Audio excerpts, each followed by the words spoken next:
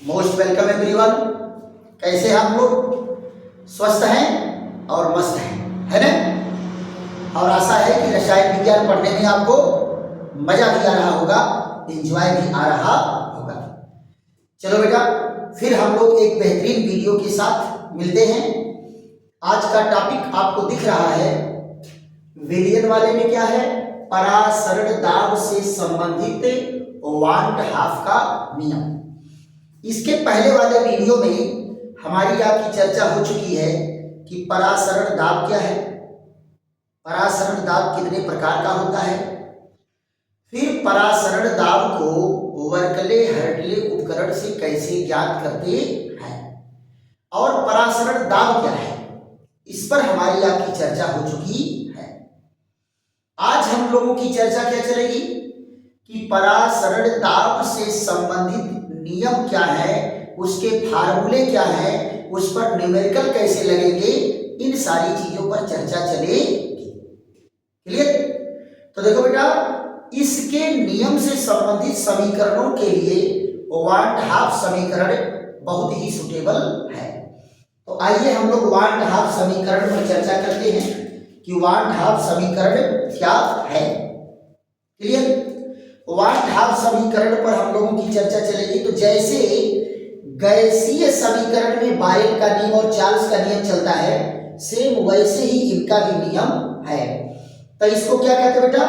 Boil वांट हाफ का नियम। पहला क्या है? पहला नियम है बॉयल वांट हाफ, बॉयल वांट हाफ का नियम, बॉयल वांट हाफ का नियम। इस पर बेटा हमारी आपकी चर्चा चलेगी। तो देखो बेटा, बॉयल का नियम क्या था? बॉयल का नियम था स्थिर दाब पर। किस पर था? स्थिर ताप पर दाब और आयतन में संबंध निकाला गया था। स्थिर ताप पर दाब और आयतन में संबंध निकाला गया था। तो ऐसे ही इनके भी नियम हैं। कहाँ है? स्थिर ताप पर किसी विलयन का परासरण दाब विलयन की सांद्रता के अनुक्रमानुपाती होता है। क्या होता है? अनुक्रमानुपाती होता है, समानुपाती होता है। ये नियम है बॉयल वांट हाफ। तो देखो क्या कहा गया? स्थिर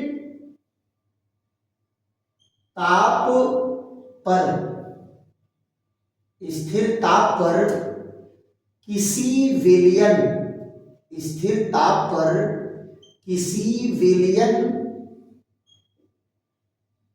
का परासरण दाब, परासरण दाब उस विलयन की, उस विलयन की सांद्रता, विलयन की सांद्रता के समानुपाती, सांद्रता के समानुपाती होता है, सांद्रता के समानुपाती होता है। आप जरा देखो, सांद्रता को किससे डिनोट करते हैं बेटा? सांद्रता को डिनोट करते हैं कैपिटल सी से, है ना? और यहां क्या हो जाएगा? P equal to K into C. यहां देखो क्या कहा गया? यदि सांद्रता C 1 मोल प्रति लीटर हो, 1 मोल प्रति लीटर हो, तो क्या हो जाएगा? C बराबर 1/V, 1/V। तो यहां क्या करेंगे?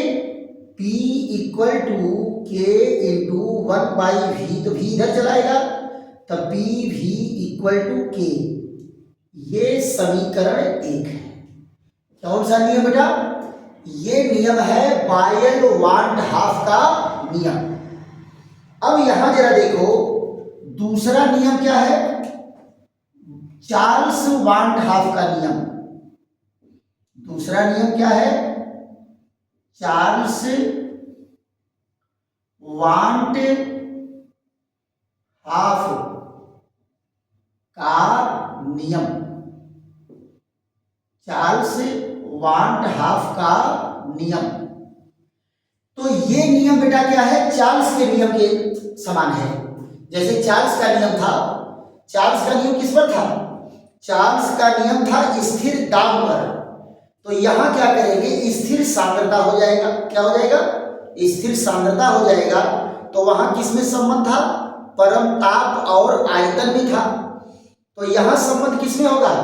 परम ताप में और परासरण दाब में संबंध रहेगा और सांद्रता स्थिर रहेगी। तो क्या कहा गया जरा देखो तो, स्थिर सांद्रता पर, स्थिर सांद्रता पर किसी विलयन, स्थिर सांद्रता पर किसी विलयन का परासरण दाब, किसी विलयन का परासरण दाब। परासरण दाब क्या है? क्या कहेंगे? विलयन के परम ताप, परम ताप के अनुक्रमानुपाती होता है। अनुक्रमानुपाती या समानुपाती एक ही है, होता है। अनुक्रमानुपाती होता है। तो क्या कहा गया बेटा? P proportional to capital T। तो यहां क्या हो जाएगा? P equal to K into T। ये है समीकरण 2। क्या क्या है? K एक स्थिरांक है। K क्या है?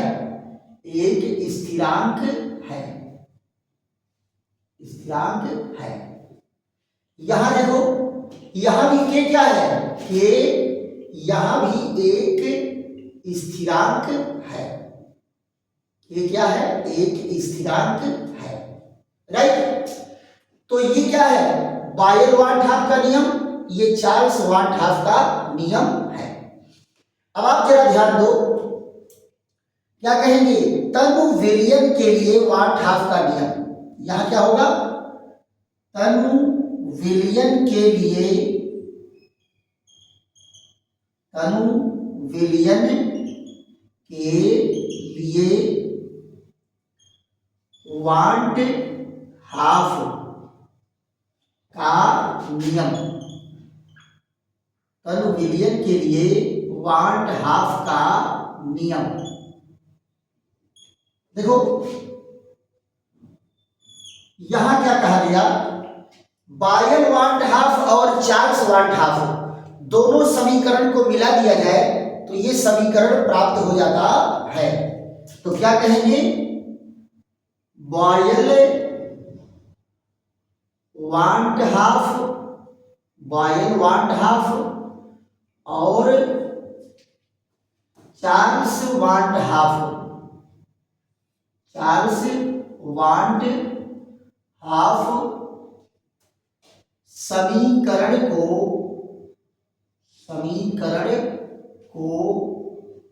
मिलाने पर, समीकरण को मिलाने पर यह समीकरण प्राप्त होता है, यह समीकरण प्राप्त होता है, समीकरण प्राप्त होता है। तो यहां देखिए क्या है? बायल वाट हाफ का समीकरण, बायल वाट हाफ समीकरण ये क्या कहता है? ये है PV इक्वल टू K। और यहां क्या है?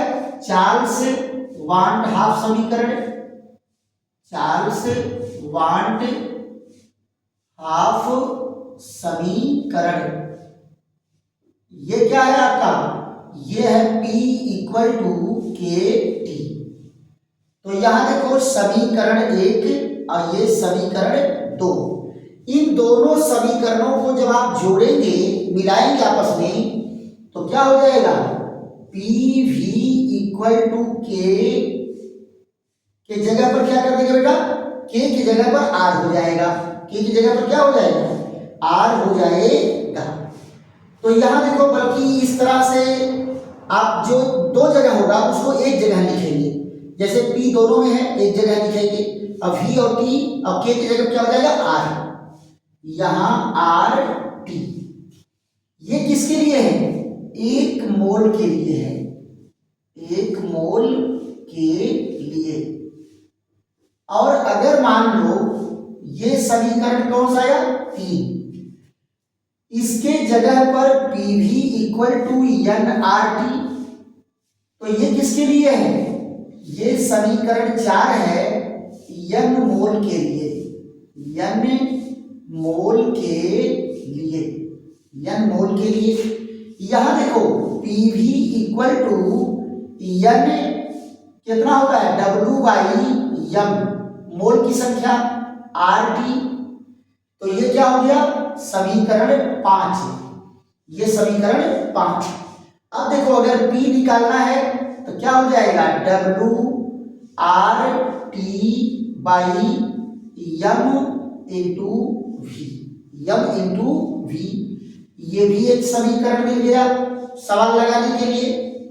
और अगर मान लो M की मात्रा निकालना है, M की मात्रा निकालना है, तो M को इधर उठा जाएंगे, स्मॉल w R T, और यहाँ क्या है, P इंटू V, ये समीकरण। तो ये बेटा सारे समीकरण पर आपके न्यूमेरिकल लगेंगे, सारे समीकरण पर न्यूमेरिकल लगेंगे। एक और होता है बेटा, क्या होता है, N/V इक्वल टू क्या होता है, ये कंसंट्रेशन सक्रिय द्रव्यमान में। तो एक फार्मूला और बन जाएगा, PV equal to XRT, clear.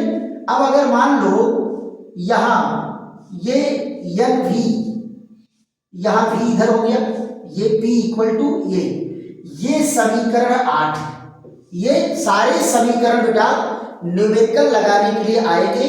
और ये 1/2 में, इससे ज्यादा इंटरमीडिएट के लेवल पर आपको जानना नहीं है ना, जाने के बहुत कुछ जान सकते हैं, लेकिन इतना पर ही आपके न्यूमेरिकल लग जाएंगे। तो इसके कुछ लिमिटेशन है, 1/2 का समीकरण कहाँ लागू होता है, कहाँ नहीं लागू होता है, वो 4 पॉइंट में है, उसको आपको बता देते हैं, उसके बाद फिर न्यूमेरिकल पर चलते हैं। तो यहां पर क्या होगा बेटा, समीकरण 1/2 समीकरण की सीमाएं, क्या पॉइंट है, 1/2 समीकरण की सीमाएं। फट से इसका स्क्रीनशॉट ले लीजिए, 1/2 समीकरण की सीमाएं, इस पर हमारी आपकी चर्चा चलेगी। 4 पॉइंट बेटा, बहुत ज्यादा नहीं, 4 पॉइंट 4 लाइन का है, और इसको आप इजीली तैयार रखेंगे। क्यों, क्योंकि कभी कभी परीक्षा में उसी को उठा करके दे देगा। एक साल तो पेपर ऐसा आया था कि जो सारे क्वेश्चन गेस किए गए थे वो एक को नहीं आए, और जो कबो नहीं पूछा गया था, जो कभी नहीं पूछा गया था, वह सब उठा के दे दिया पेपर में।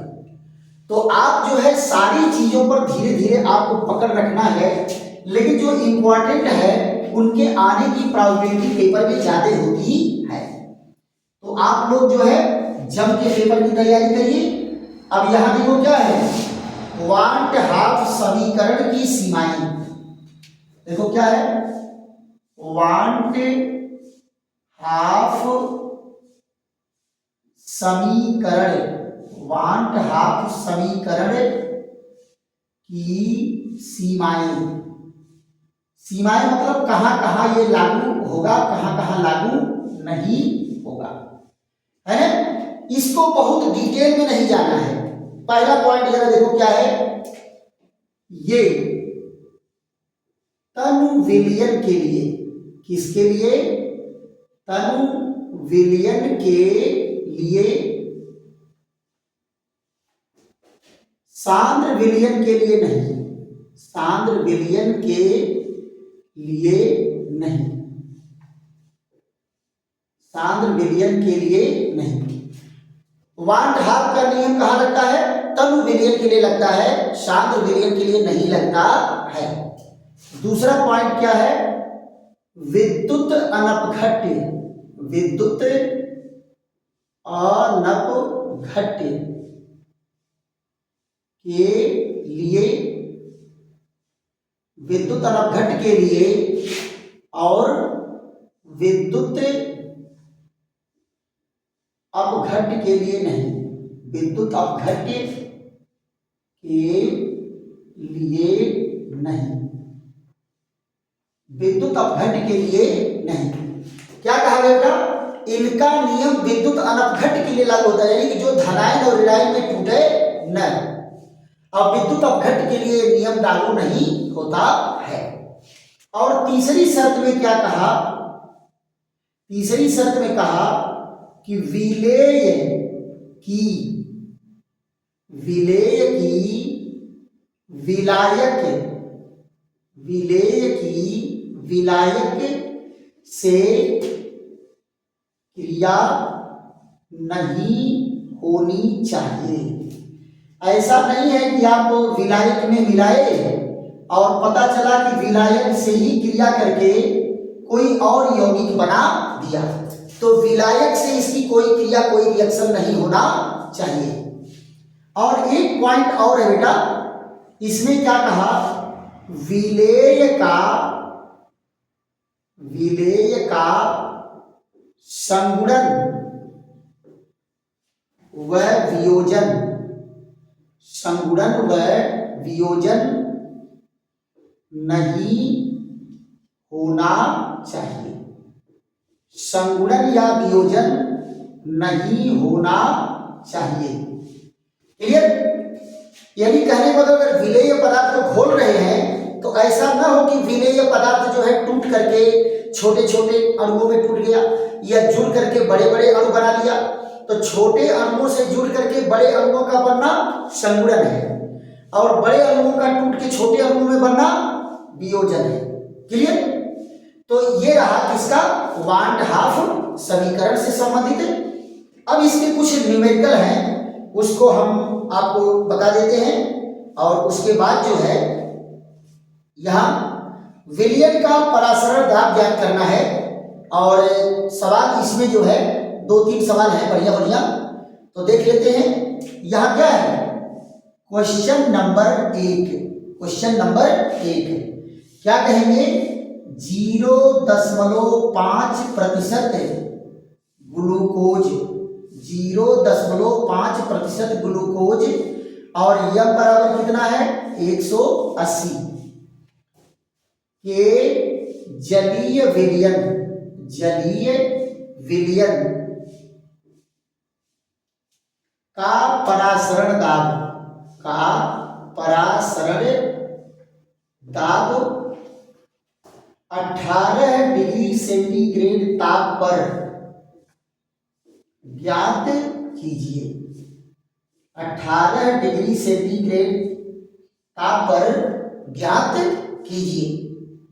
मोल स्थिरांक, मोल स्थिरांक का मान कितना दिया है?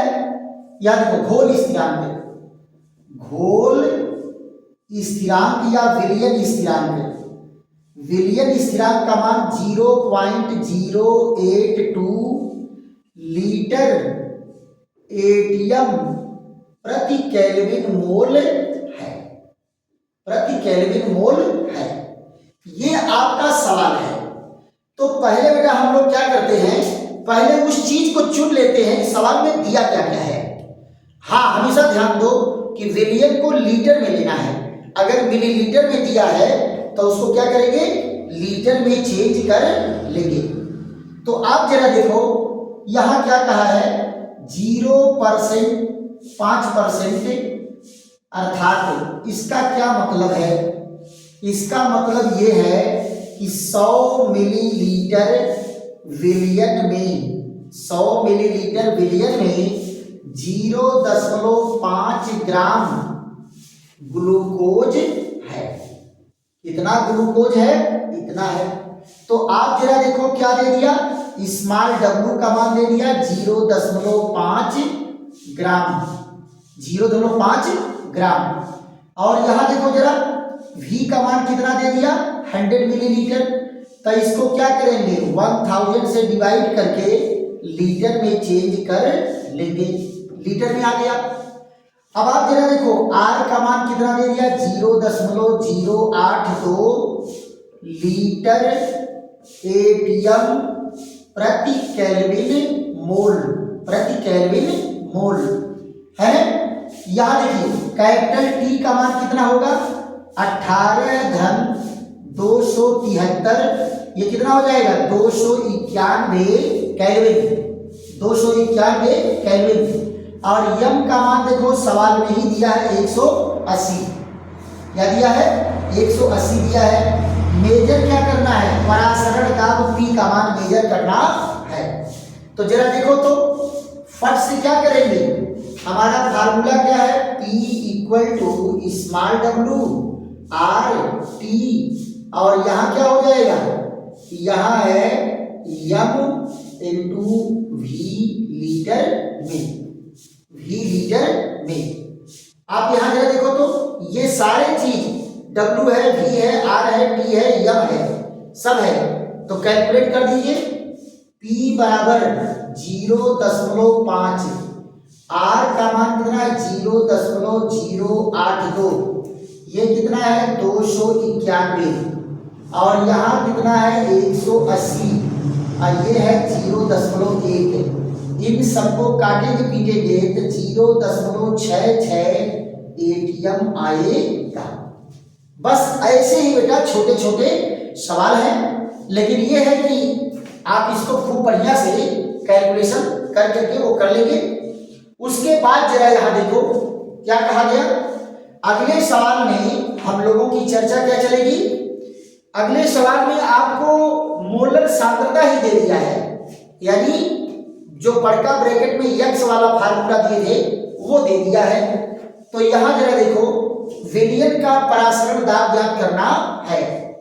तो सवाल, दो सवाल और हैं, फटाफट उनको लगा लेते हैं और उसके बाद तो फिर विश्राम देंगे और फिर अगले वीडियो पर हमारी आपकी और बेहतरीन चर्चा चलेगी।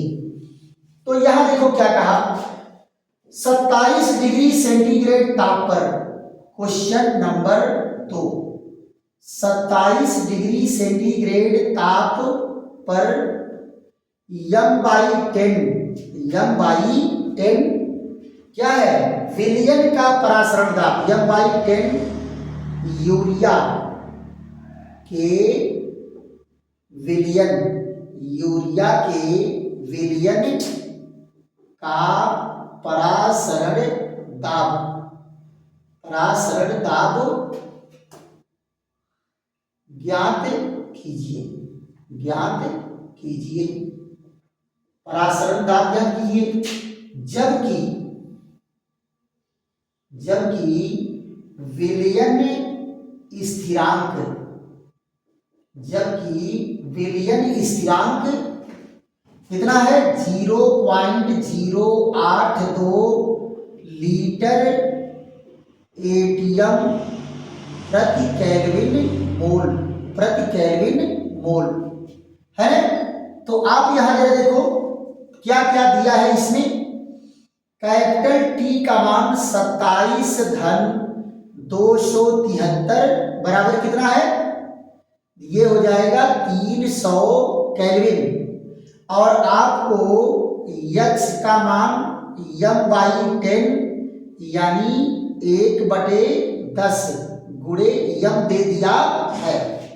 और R का मान आपको 0.082 लीटर एटीएम प्रति केल्विन मोल, लीटर एटीएम प्रति केल्विन मोल दे दिया है।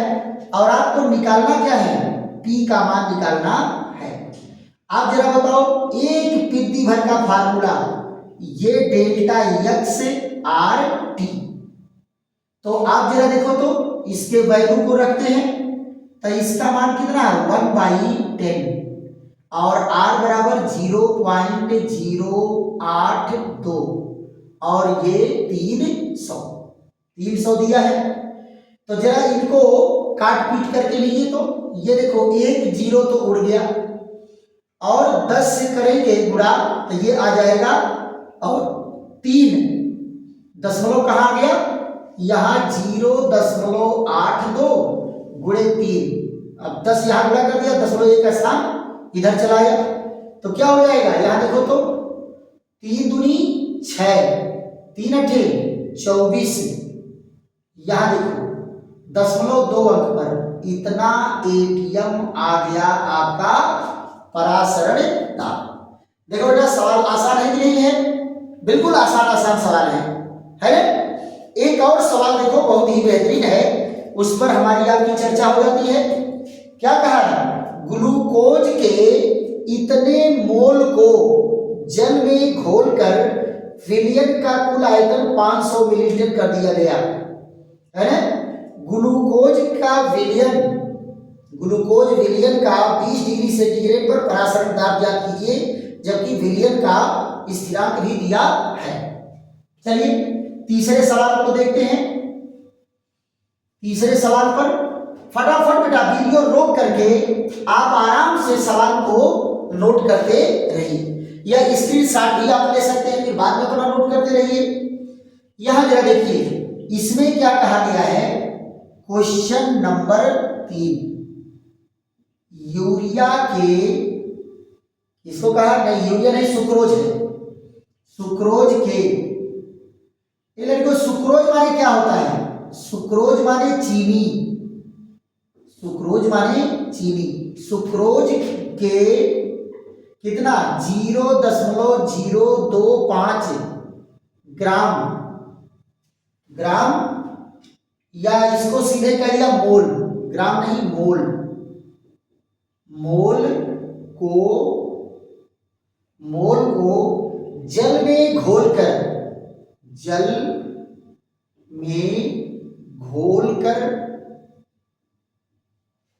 विलयन का आयतन 500 मिलीलीटर कर दिया गया, 500 मिलीलीटर कर दिया गया। 20 डिग्री सेंटीग्रेड ताप पर विलयन का परासरण दाब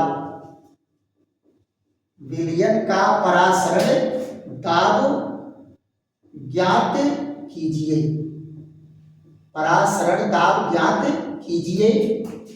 जबकि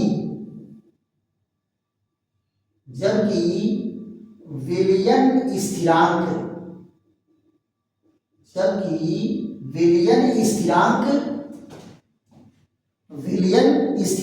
0.082 लीटर एटीएम प्रति केल्विन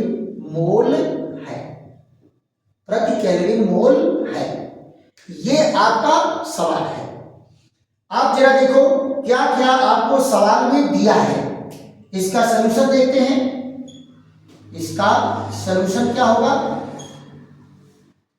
यहां पर कहा गया है सवाल में आपको दिया गया है स्मॉल n का मान 0.025 मोल n का मान है। फिर इसके बाद v का मान दिया है 500, ये बटे क्या होगा 1000 कर देंगे तो लीटर में आ जाएगा 0.5 लीटर। फिर यहाँ देखो कैपिटल T का मान है 20 प्लस 273, तो कितना हो जाएगा 293 केल्विन। और फिर यहाँ देखो R का मान कितना है 0.082 लीटर एटीएम प्रति केल्विन मोल। और आपको निकालना क्या है? P निकालना है, परासरण दाब निकालना है। यहाँ यम का कहीं मान नहीं दिया क्योंकि W/m का मान सीधे डायरेक्ट दे दिया है मोल की संख्या।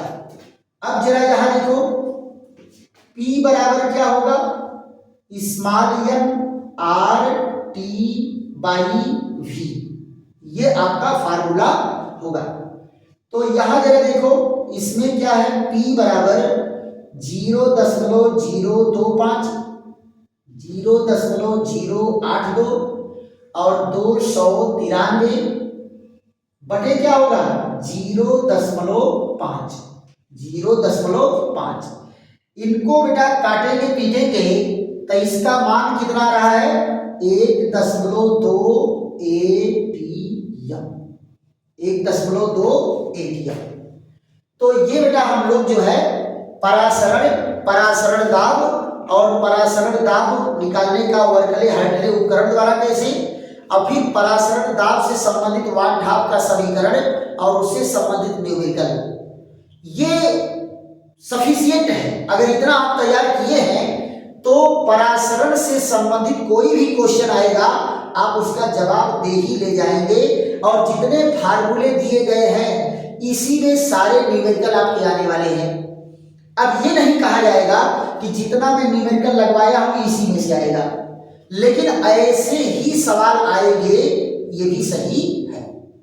तो आप लोग बेटा जम करके मेहनत करिए, तैयारी करिए। आशा है कि आज का वीडियो आप लोगों को पसंद आएगा, और पसंद आ रहा है तो दोस्त मित्रों को भी बताइए, कहिए कि जम करके चलो देखो केमिस्ट्री पढ़ाई जा रही है। कहाँ? राधेश्याम केमिस्ट्री वाले चैनल पर। और खूब लाइक करो, शेयर करो, सब्सक्राइब करो, और जहां आपको प्रॉब्लम हो रही हो आप कमेंट भी करो। देखो बेटा अच्छा भी है तो कहो बहुत अच्छा है, और अगर अच्छा नहीं लग रहा है तो कहाँ प्रॉब्लम हो रही है उसको भी बताइए, फिर उसमें सुधार करने का प्रयास किया जाएगा। चलिए ऐसे ही बेहतरीन वीडियो के साथ हमारी आपकी फिर मुलाकात होगी। तब तक के लिए विश्राम। थैंक यू, धन्यवाद।